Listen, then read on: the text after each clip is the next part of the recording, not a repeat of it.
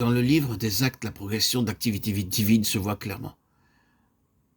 Mais même à travers l'épître aux Hébreux, la révélation progresse. Elle fait un pas de plus vers la manifestation du dessein de Dieu. La progression spirituelle dans le livre des Actes est manifestée et la manière d'avancer de l'esprit suit le programme clairement défini dans le premier chapitre.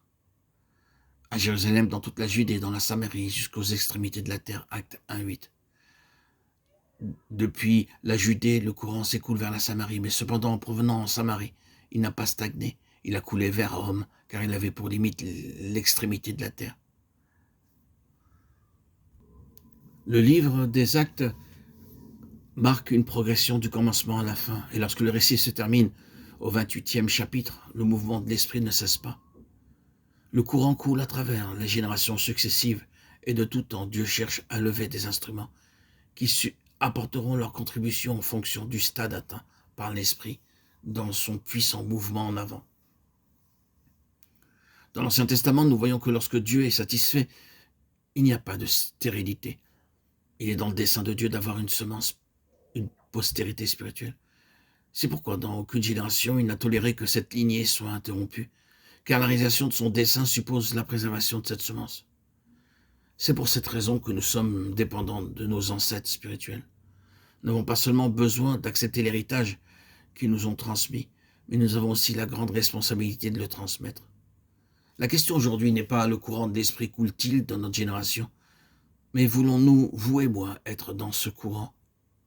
Si nous ne répondons pas aux exigences du dessein de Dieu dans ce temps présent, il en trouvera d'autres qui le feront. Où est le sceau de l'esprit aujourd'hui? Où est l'autorité spirituelle? Est-elle avec nous ou n'y est-elle pas? Si nous avons cette autorité de l'esprit, nous serons alors dans ce courant qui coule toujours en avant. Lorsque nous considérons l'histoire du monde et celle de l'Église, nous pouvons discerner les voies de Dieu pour réaliser son dessein. Il leva Luther lorsqu'il eut besoin de lui. Et malgré les faiblesses de Luther, il fut l'instrument nécessaire pour répondre aux besoins divins en ce temps-là.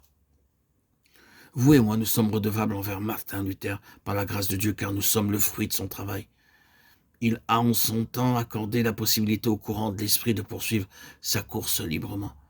Et nous qui avons été atteints par ce même courant, nous avons le privilège de nous offrir à lui pour qu'il puisse aller plus avant dans sa course. S'il peut frayer sa voie par nos vies, ce sera notre plus grande gloire. S'il ne le peut pas, il se tournera vers une autre direction. Mais pour nous, ce sera une perte tragique.